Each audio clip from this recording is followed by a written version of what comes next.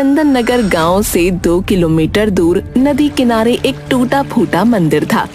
कहते हैं कि कभी चंदन नगर गांव उस नदी के किनारे बसा था, लेकिन बार बार बाढ़ आने के चलते और नदी की दिशा बदलने की वजह से 200 साल पहले चंदन नगर वर्तमान जगह पर बस गया।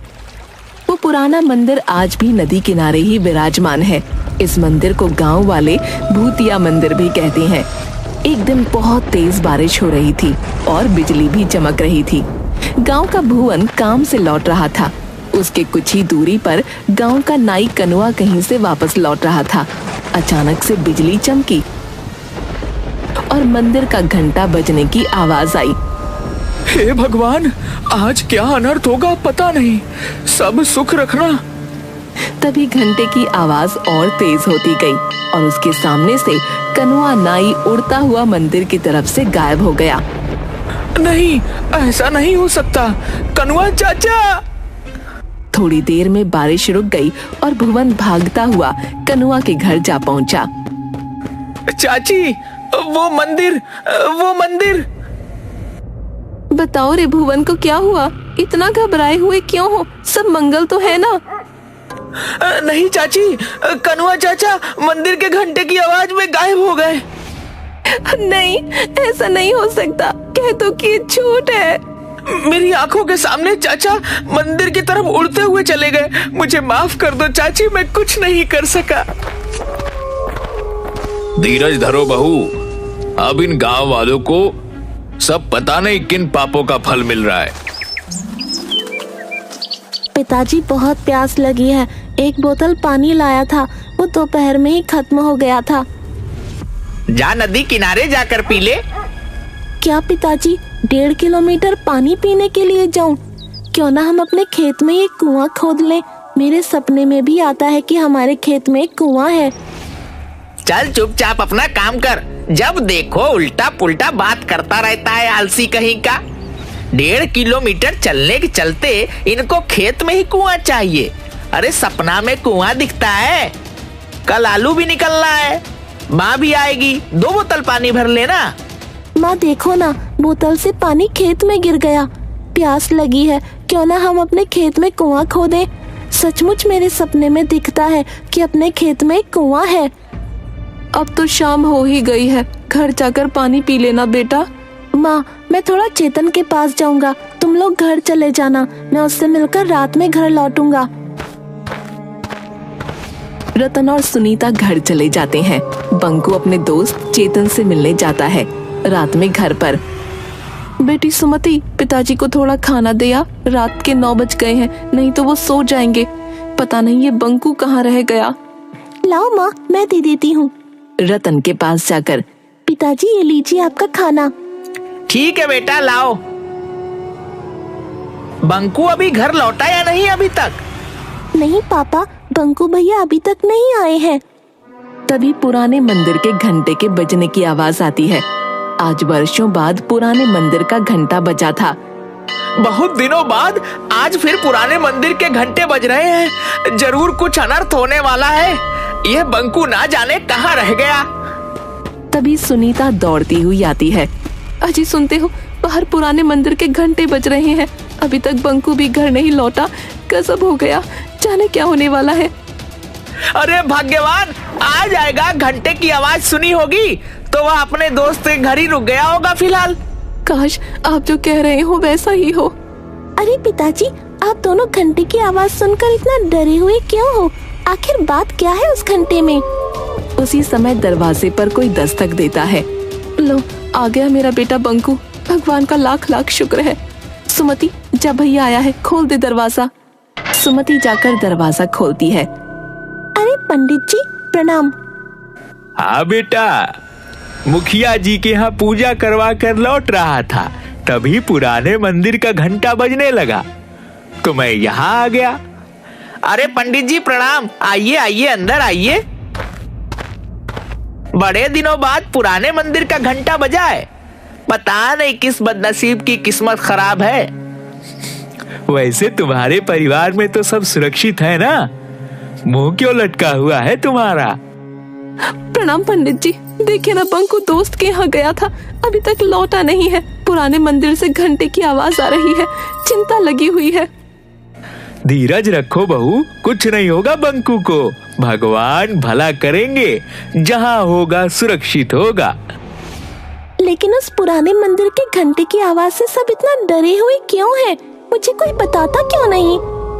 ये तो कोई नहीं जानता बच्ची कि वो मंदिर का घंटा अपने आप बजता कैसे है, लेकिन जब भी बजता है गांव से कोई न कोई लापता जरूर हो जाता है। इसीलिए मंदिर का घंटा बजते ही सभी अपने अपने घर में घुस जाते हैं। तो इस घंटे को कोई खोलकर हटा क्यों नहीं देता? जिसने भी घंटा को हटाने की कोशिश की उसी क्षण उसे लकवा यानी पैरालिसिस मार दिया।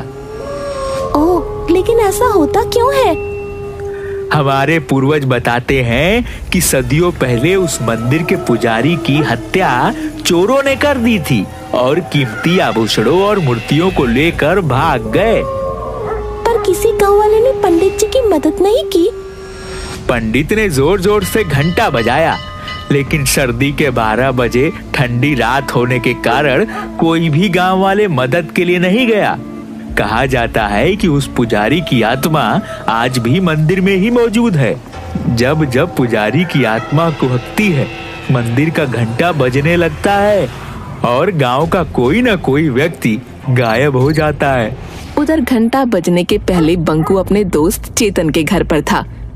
चेतन, रात काफी हो गई है, अब मैं चलता हूँ। पिताजी खाना खाते समय मुझे खोजते हैं। दरअसल मैं और पिताजी रात का खाना साथ में खाते हैं। ठीक है यार, तुम्हारे साथ भी पता नहीं चला कि टाइम कैसे गुजर गया, इतनी रात हो गई। तभी मंदिर का घंटा बजने लगता है। अरे बंकू, थोड़ी देर रुक जा यार, पुराने मंदिर का घंटा बजने लगा, जरूर कुछ होने वाला है। नहीं यार, पहले ही काफी लेट हो चुका है।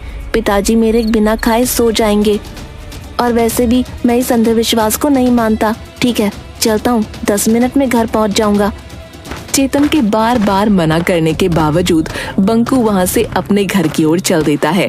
जैसे जैसे वह चलता जाता, उसके कानों में पुराने मंदिर के घंटे की आवाज तेज होती जाती।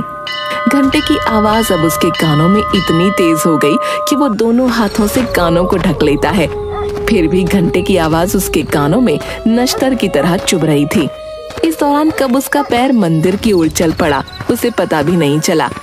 एकाएक वो देखता है कि वो मंदिर के पास खड़ा है और घंटा लगातार बजे जा रहा है। वो कुछ समझ पाता इससे पहले ही घंटा चुंबक की तरह उसे खींच लेता है और घंटे के अंदर बंकू ऐसे समा जाता है जैसे घंटा कोई ब्लैक होल हो। इसके साथ ही घंटे की आवाज आनी बंद हो जाती है। इधर रतन के घर। चलो, घंटे की आवाज तो बंद हुई, भगवान करे कहीं कोई हादसा ना हुआ हो। ठीक है रतन, अब मैं चलता हूँ।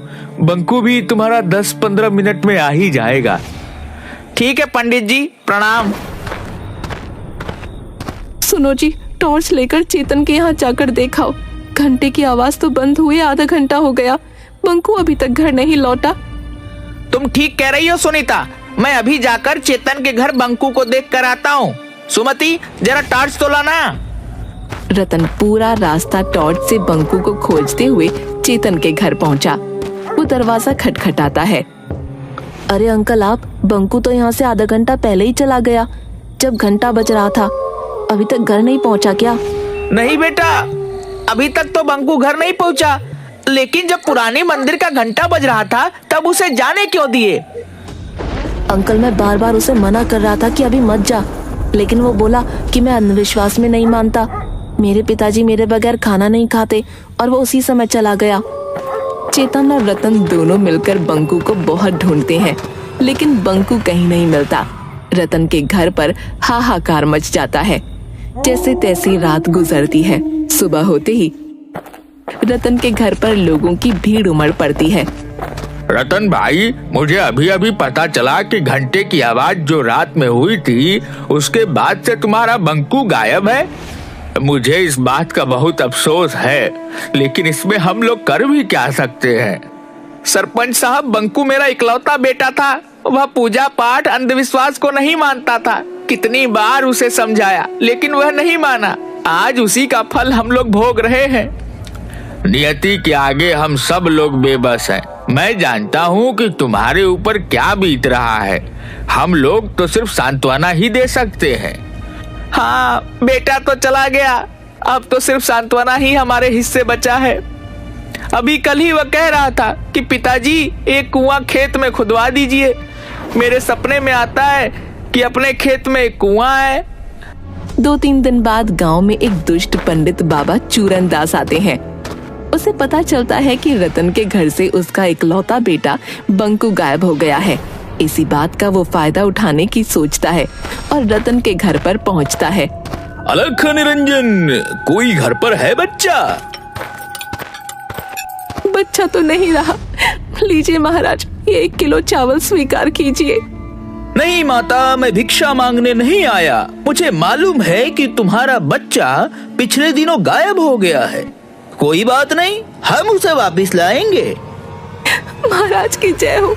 कोई भी उपाय करे महाराज, कैसे भी मेरा बच्चा मुझसे मिलवा दे।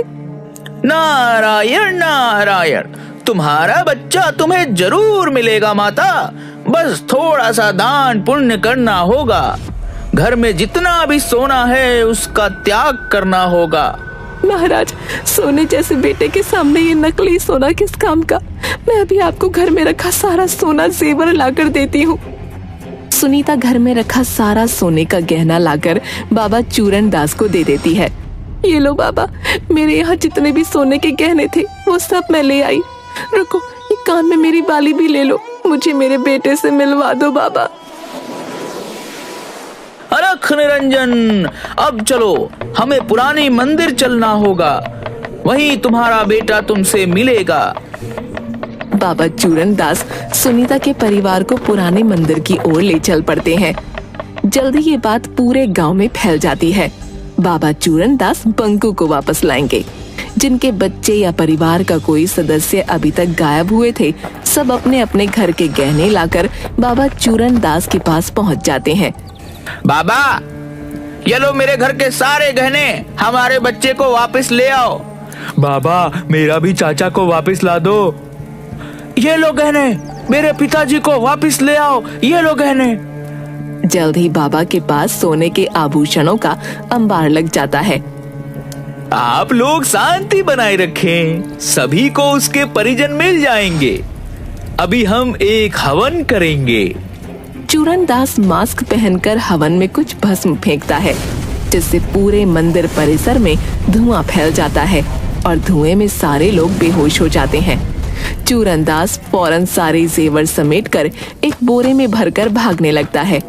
तभी मंदिर में टंगे घंटे से एकाएक किरणें निकलती हैं और चूरन दास वहीं पर अपाहिज हो जाता है।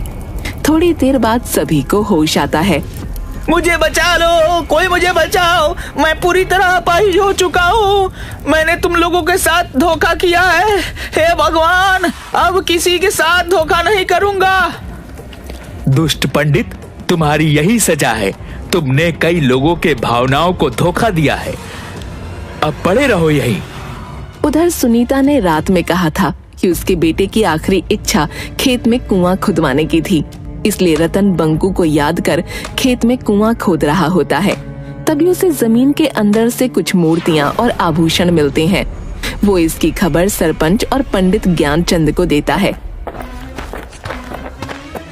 जरूर यह मूर्तियां वही पुराने मंदिर की है जो सैकड़ों साल पहले गायब हुए थे। शायद चोरों ने इसे यहाँ पर छुपा रखा था।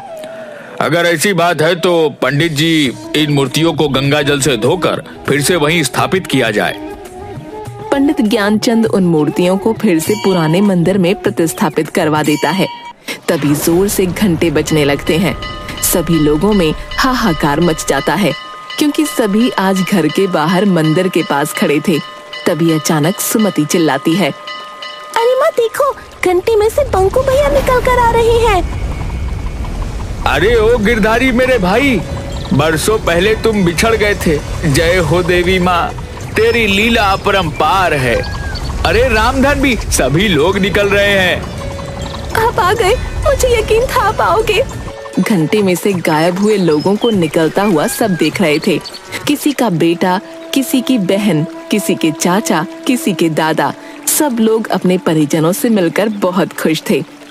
अरे मैं ठीक हो गया। जय हो बाबा, जय भगवान, तेरी महिमा तू ही जाने। चूरनदास, भगवान ने तुझे नया जन्म दिया है, इसीलिए इस जन्म में तुम अच्छे कर्म करो, तुम इस मंदिर का देखभाल करो, यही भगवान का आदेश है। मैं जीवन भर इसी चौखट पर पड़ा रहूंगा, मुझे मोक्ष यही मिलेगा। शायद आज इस मंदिर के पुजारी की आत्मा को शांति मिला होगा। मंदिर में भगवान फिर से स्थापित हो चुके हैं। इस घटना को आज कई साल बीत गए, लेकिन फिर कभी मंदिर का घंटा नहीं बजा।